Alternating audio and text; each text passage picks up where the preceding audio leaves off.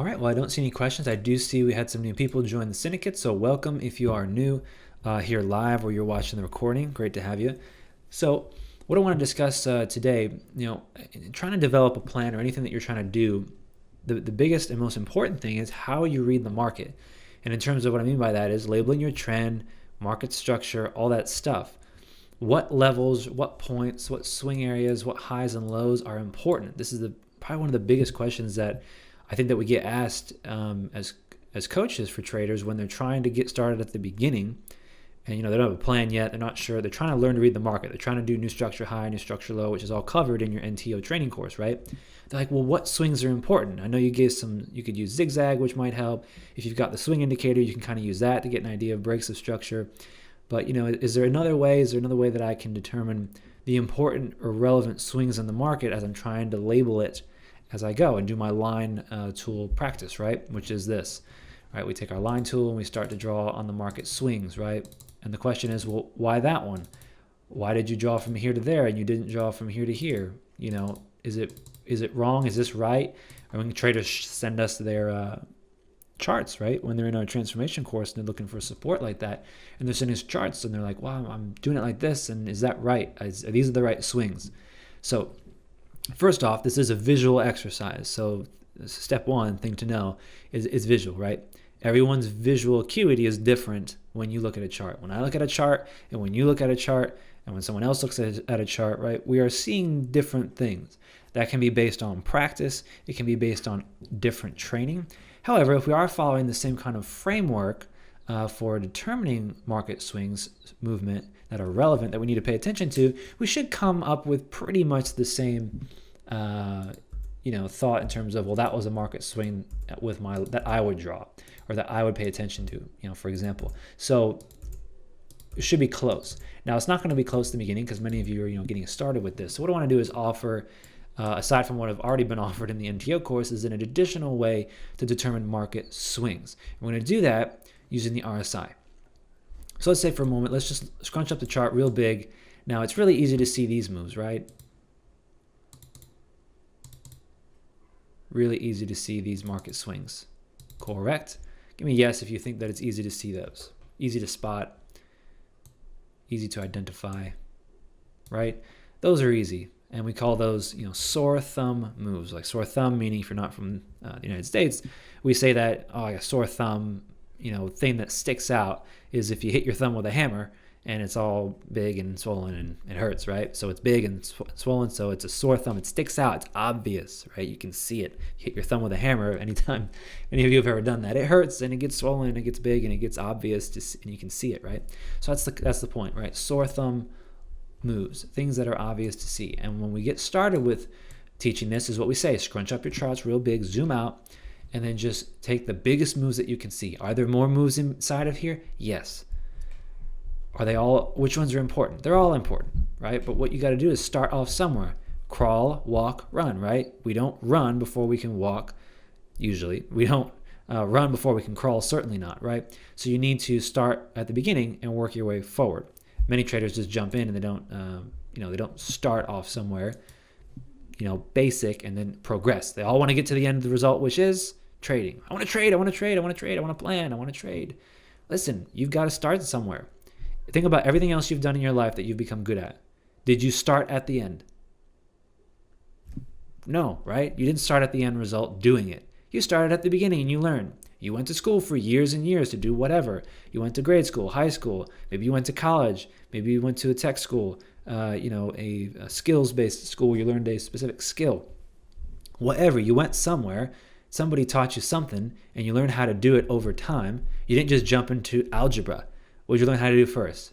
Well, you learned how to count, right? Then you learned how to do subtraction, addition. Then you went to multiplication, division, right? Then you went to algebra. Then you went to maybe calculus, right? So just think of it in terms of that. Don't try to jump to the end in trading. You're going to blow accounts. It's going to not benefit you. So just don't do it. Start at the beginning. We've given you a framework and instructions to use. Use them. Okay, so there's our big obvious moves. So what can we notice when we look at the RSI when it comes to these moves?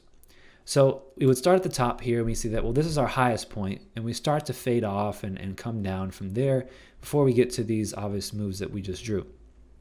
So what I'm going to do is just draw the obvious ones that I see just as a kind of a starting point. Okay.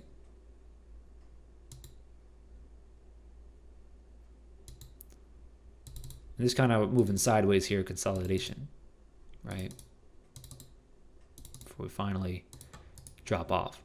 So as we look at this market, let me zoom up. We clearly have the highest point in the market up here, new structure high. We're just going to work through this from here and work forward. This is clearly our outside return. Okay, I'm just going to start that off as a basis. So I'm not getting into using the RSI with that yet, but we will. But I just want to start somewhere because we have to start at a certain point, otherwise we can't do this.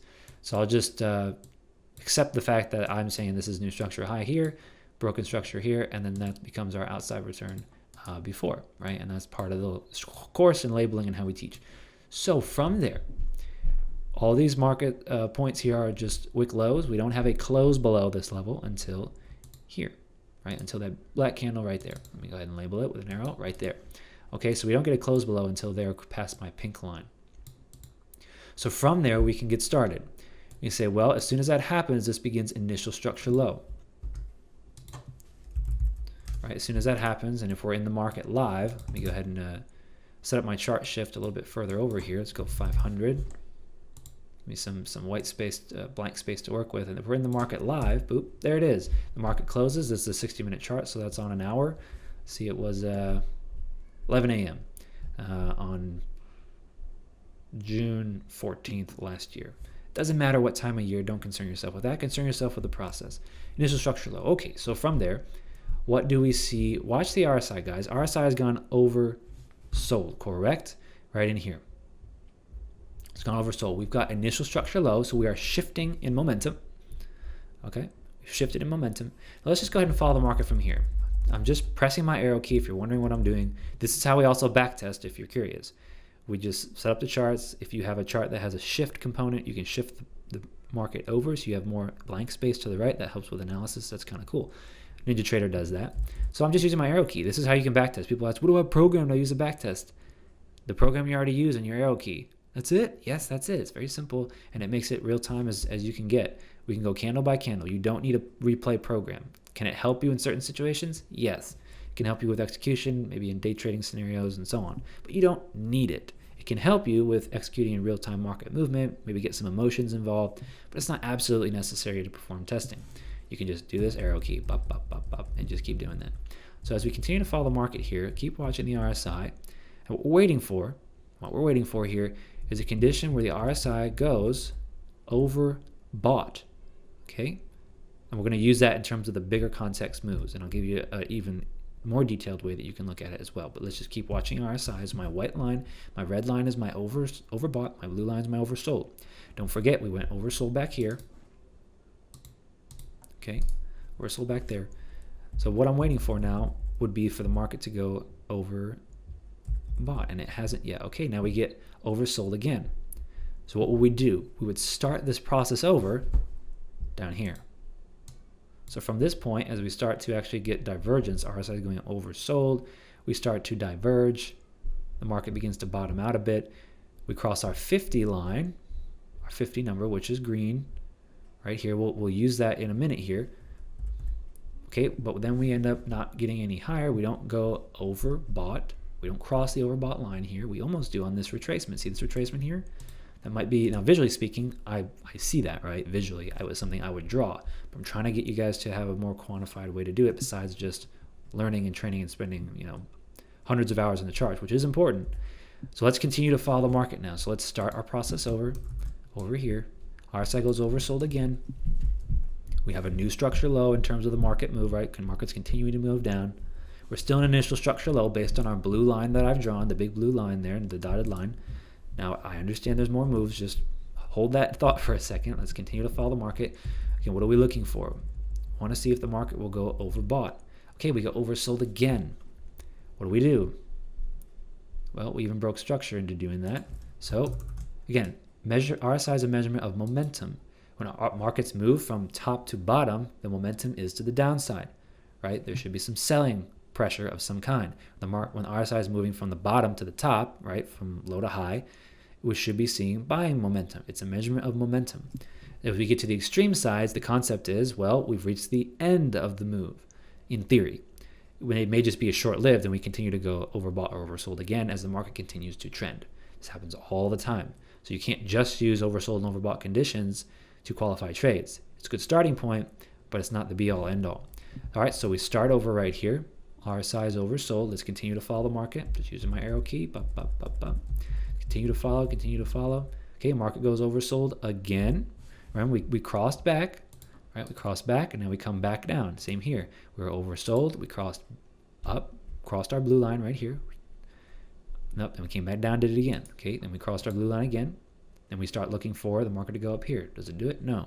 What are we waiting for? We're waiting for it to do that, or we're waiting for it to make new lows and go oversold again. It does. I'm going to copy this, and we'll start here. Notice my blue lines. Now my dotted blue lines.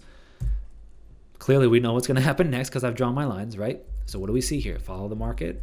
RSI is creeping up. Boom. RSI goes overbought. Now, what do we notice about the moves that I've drawn? Let me just go ahead and zoom this up and move all the way over. And I'm going to draw on the RSI here in a minute. All right there. Okay. Watch me out on this now. Here's my blue lines, right, which are the market swings that I drew initially to give us a basis point. Look at RSI, oversold. We're in initial structure low situation, so market momentum is shifted. Is it a confirmed shift? Depending how we draw this at this point, no. The answer is yes, we'd have a confirmed shift before that I would see, but we'll get there. But when we see this, we have a confirmed shift. We have a shift, in trend. Initial structure low, momentum is closed below our outside return from our pink line up here. So we have a shift in momentum. Then we would start to flip the way that we read the RSI for this, right? We'd start to look for oversold and then across to the overbought. Oversold to the overbought. Oversold to the overbought. Why would we do that? Because our structure, initial structure low, is present. That is a shift in structural momentum market structure that we look at, right? Okay, hopefully that's clear. Look at my market swing here from this low to this high. RSI moves from oversold to overbought. And once it goes overbought, we want to follow the market until its highest point. Understand we can get divergence, which we do. We get bearish divergence where RSI puts in a lower high as the market moved higher. Now in this context, yes, that's bearish divergence, but it doesn't have anything to do with what I'm trying to show you. What I'm trying to show you is once the market goes overbought here, which is in this candles around here, we continue to follow the market as it goes higher. RSI may not, but it's our first indication that we can use this as a valid market swing. Okay, it's the indication that we can use it as a valid market swing. And we would draw our line, and we would start it off. If I move the thing over here, we'd start our drawing here. Say, okay, valid market swing right there. RSI went overbought right there. I'll start my visual recognition of this being a valid retracement in the market that I can use to label or do whatever. Okay, most specifically labeling my trends and those things. Okay, what do we notice from here to there? From that point, RSI is overbought. We creep higher. We follow the market swing with our blue line on the chart to completion as high as it wants to go until we start to cross them the other way. So I'm going to delete my divergence line here from overbought to where? Oversold. Oversold. But what do we not get? We don't get across back to our overbought area, do we? Not until here. So we would say, well, overbought to here, from this point to this point. Sorry, oversold, excuse me. I always get those reversed for some reason. To overbought. Valid market swing. Overbought to oversold. Oversold to overbought. Strike that, reverse it, right? Do you guys see that? Is this making sense to everybody? Please say yes. I need your feedback. I want to make sure that this is sinking in. So we have initial structure low. What does that signify? Potential shift to the what? Downside, to a potential downtrend. What would we do with our recognition of the RSI? We would start looking for oversold to overbought moves, right? We would be looking for these things right here, from here to there, right? Okay? So the part from here to here is fairly insignificant, the part from the high to the low here. Now we can see it on the chart that that's what it becomes, and once we break structure here, you could say, okay, well, I'll start drawing that in. But what we're looking for is the retracement point. We get initial structure low, potential shift to the downside. Flip in my brain, if we have an initial structure low, then I look at the RSI and look for oversold to overbought moves that will give me qualified retracements here, here, which corresponds to the same thing on my chart, here, here. Okay? Overbought, oversold. This is pretty clear as well. Overbought to oversold. Now, when do we qualify this point? This move here versus this move here? Well, you can go to the oversold point, which would be here back in this area. So we start from here to there. But we don't get any retracements, right? So we just continue to follow this market as it continues to go oversold, as it continues to trend, as it continues to churn, go oversold, reverse, oversold, reverse, and so on until we get across our overbought line. Valid retracement, ding, ding, ding. I now have a valid retracement I can use because RSI says so. And I can then from this swing point, this one's more obvious, we go from high to low. We just keep following the market. Once it gets oversold in this area right here, we continue to follow the price action with our line tool, From there, we just continue to follow as far as it wants to go. Even if RSI wants to diverge, we don't care. We want to keep following the market price action, right? When will we qualify a valid retracement? Well, from the lows here,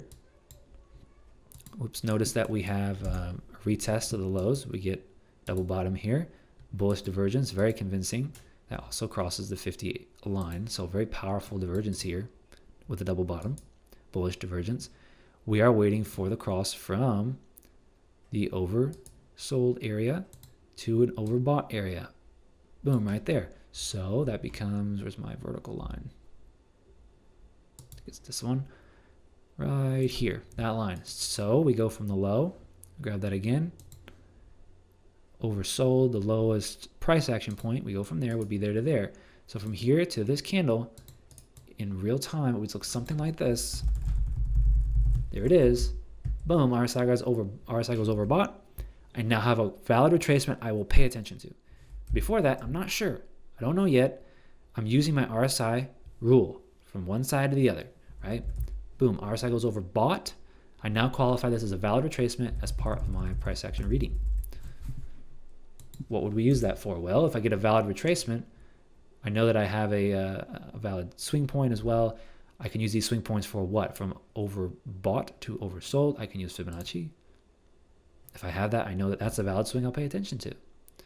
Because why? Because RSI went from overbought to oversold in a downward direction, and I broke structure. So I can say anytime I see those, whether it's a new trend or a new structure low or just in consolidation, I can use the RSI to qualify my market swings, right? My moves. So I know where to draw my stuff like fibs. I know how to label my chart in a consistent way. So from there, I'll just label this, of course, as our new structure low. Obvious, this being a clear outside return, very obvious. We're clearly in a decent trend here. Draw my line across for my outside return level. Let's follow the market here, see what happens. Just arrow key, that's all I'm doing. Okay, RSI goes overbought there. We're starting to turn sideways. Notice RSI is just wiggling back and forth. Nothing's happened, neither is the market. The market is going sideways there for a while. Then we finally get up and retest our outside return highs. Let's keep following the market, see what happens. Okay, we break out. We've shifted, potential shift in trend. What do we have? Probably even in here, it looks like on this little candle, we had initial structure high. Once the initial structure high happens, what do I do according to this example rule set I'm giving you guys? We shift and we look for the overbought to the oversold conditions. For what? Valid retracements in an up move. So that's exactly what I'll do. I'll wait for one. I don't know if we'll get one. We're waiting for the RSI to go overbought and then get an oversold condition. Finally, we get one there. So all this in here, you're like, man, are these retracements? If I zoom in, they are. If I'm zoomed out like this, not really. I'm not sure. If I'm zoomed in, they look like. If I zoom out, they don't. You see how the confusion becomes, right? So what I'm doing is giving you an objective way to measure market swings and moves with rules, okay? Other than just training your eyes and saying, well, these all look like they always looked before, so I'll use this visual acuity that I've trained myself with. This is how you can train it. Okay, it's just another way. You've had two in the course. This is just another way to do it. So we finally reach a market retracement. And what did I say about once we go market over bought? We continue to what? Follow the market as far as it wants to go. As far up or as far down as it wants to go until we probably get another overbought condition, which is likely to happen at the top of a move. We could get divergence. It's okay. Even if we do, let's say we got, RSI was overbought here and we got divergence like this and the market went higher. Again, you just follow the market as far as it wants to go. Then you use that high point and you wait for the oversold condition. So our initial structure high would terminate way up there. So we would go from here to here. Is this a sore thumb move if I zoom out? Sure is, right? It matches what? It matches the market context looking left. Look at the other swing moves we've had. It's very similar, right? It's matching. It's pairing up nicely. It looks like the rest of it. What does that mean? That means it's being drawn consistently. Why is it being drawn consistently? Because we're using a consistent approach.